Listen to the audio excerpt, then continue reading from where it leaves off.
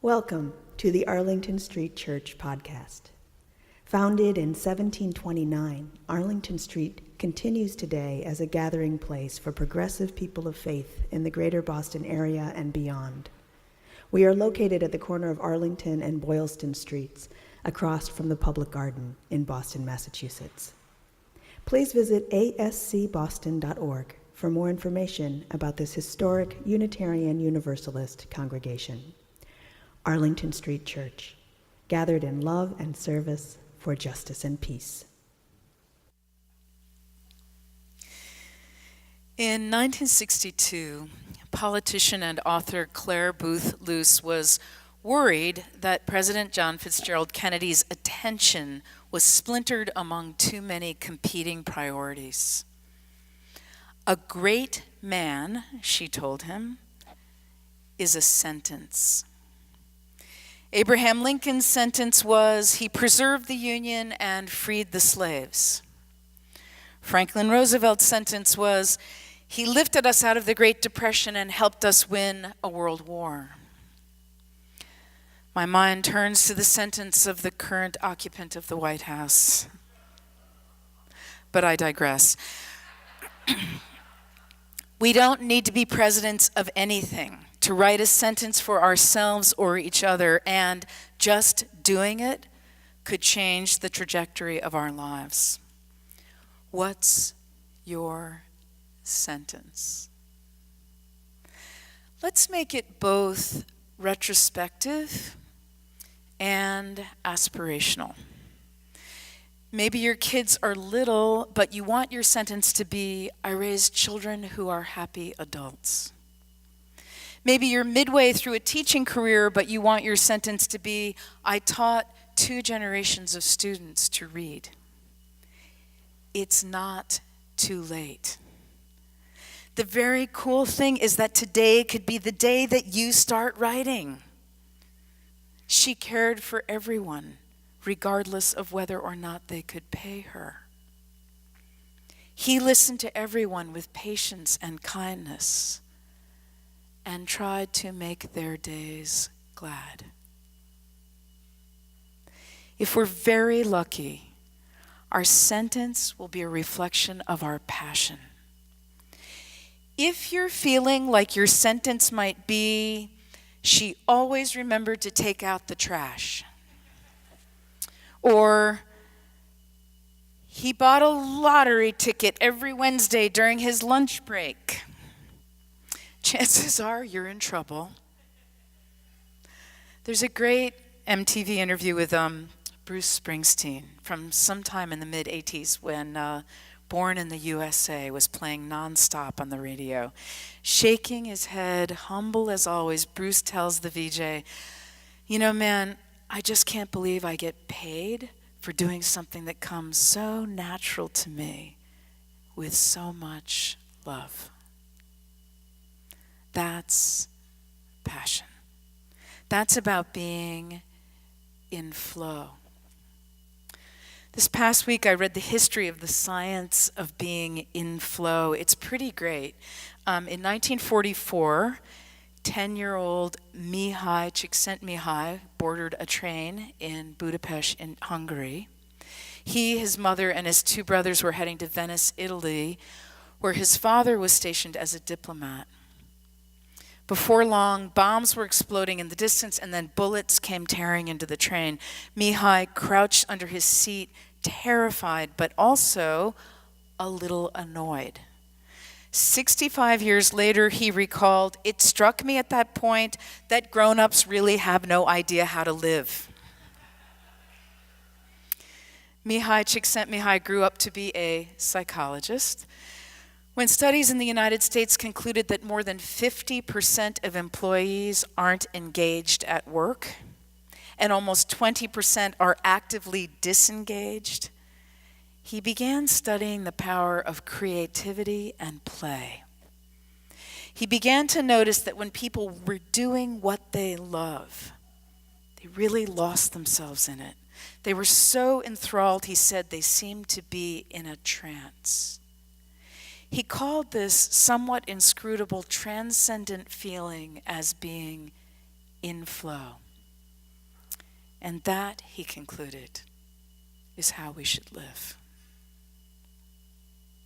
Presbyterian minister and author Reverend Frederick Buechner defines vocation or calling as the place where your deep gladness meets the world's deep need.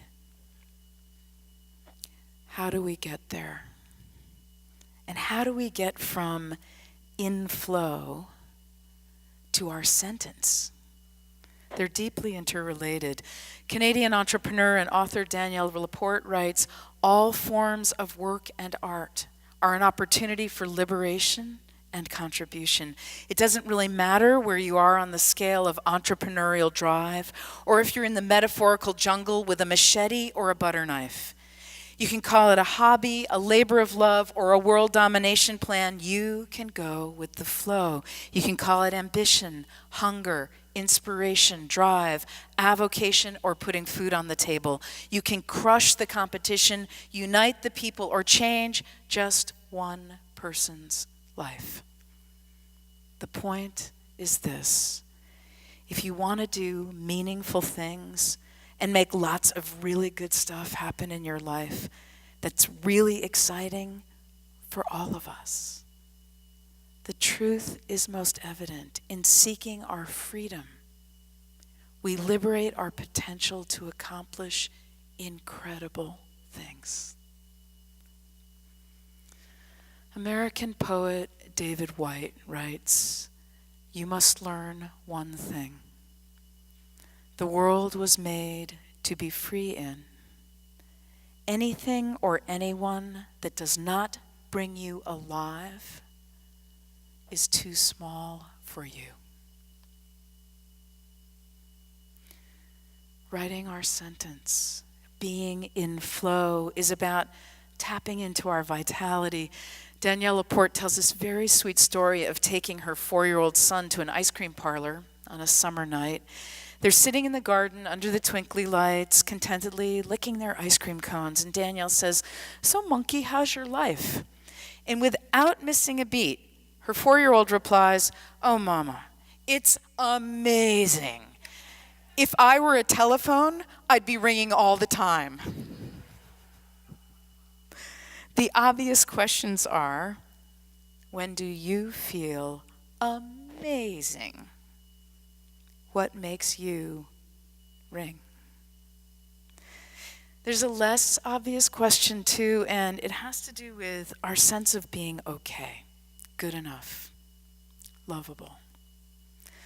I don't know if you know this, but in the mid-1800s, when our ancestors wanted to buy this land that became the corner of Arlington and Boylston Streets, it was occupied by a circus. I like to think that those folks came on inside. And we inherited some of that wacky, edgy, playful, roar of the crowd, hush of the crowd, high wire spirit. Further back in 1720, when our congregation first gathered in a barn on what was then called Long Lane, Bostonians called us the Presbyterian Strangers. Emphasis on the strange. We've definitely been countercultural from go. So the less obvious question is about how much or how little we feel we need to be normal, whatever that means. In his book, Original Self, psychotherapist Thomas Moore writes, "The need to be normal is the predominant anxiety disorder in modern life. Normal is boring." Can I get a witness? Thank you.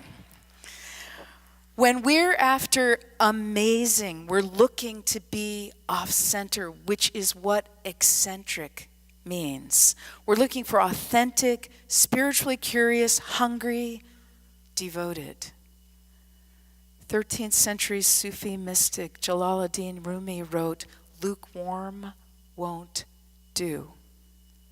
Half-hearted holding back, well enough getting by, not here."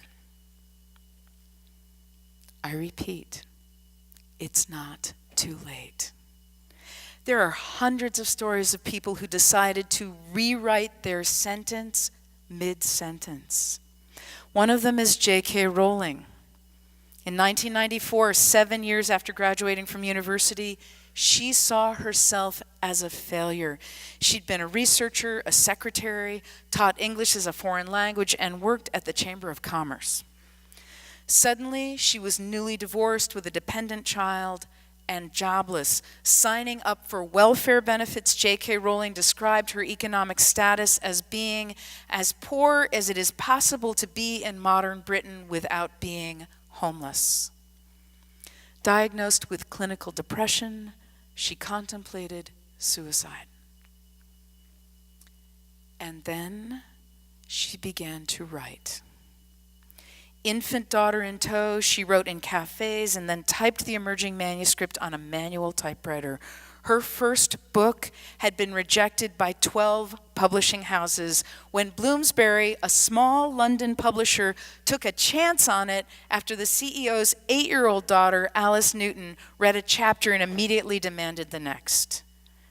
J.K. Rowling's agent advised her to get a day job since she had very little chance of making money in children's books. We all know the rest of the story. Harry Potter and the Philosopher's Stone was published in 1997 and was followed by 6 sequels, now the best-selling book series in history. And one of the many things I love about J.K. Rowling, perhaps my favorite, is that she has given away so much of her money to charity, she's lost her billionaire status. Yeah. American poet Mary Oliver writes, "I don't know exactly what a prayer is. I do know how to pay attention, how to fall down into the grass, how to kneel down in the grass, how to be idle and blessed, how to stroll through the fields, which is what I have been doing all day. Tell me, what else should I have done? Doesn't everything die at last and too soon? Tell me, what is it you plan to do with your one wild and precious life?" Beloved spiritual companions, what's your sentence? What comes naturally with love? Normal is boring. Lukewarm won't do. Where is the place where your deep gladness meets the world's deep need? When do you feel amazing? In seeking our freedom, we liberate our potential to accomplish incredible things.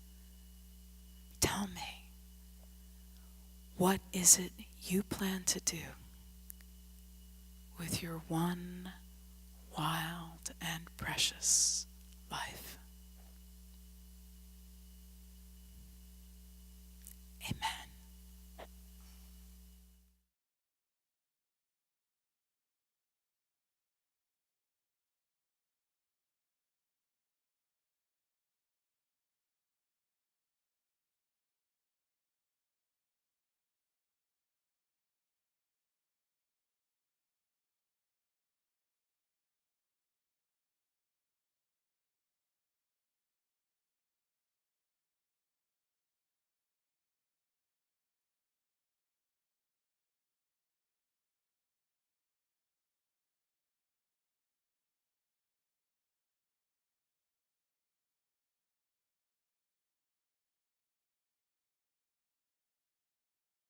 Thank you for listening to this week's podcast. We would love to hear from you via email at office@ascboston.org or through our Facebook page.